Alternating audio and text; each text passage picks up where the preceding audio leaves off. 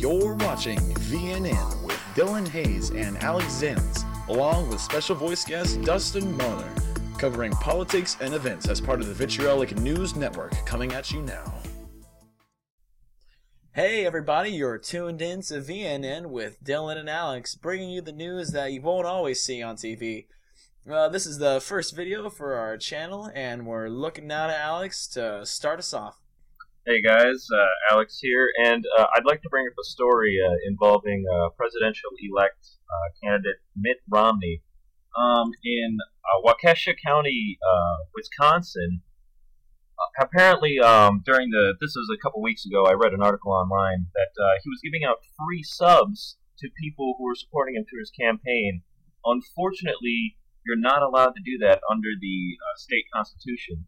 It says you cannot give promises, lend, endeavors to procure anything of value, or any office of employment, or any privilege of immunity for any elector or for any other person, in order to include to refrain going from the polls, to vote or refrain from voting, to vote or refrain from voting for a particular person, referendum, or any account of any elector having done any of the above. And the penalty for doing this is actually getting struck out of the race, like he has to drop out. And we thank YouthRevolutionCouncil.org for this article.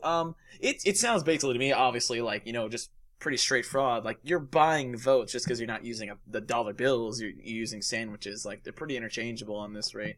Working at Quiznos, I can tell you, you don't just give the stuff away for free. It definitely bounces out to something. It sounds like election fraud, even if it's not in the state constitution. It sounds pretty messed up to me.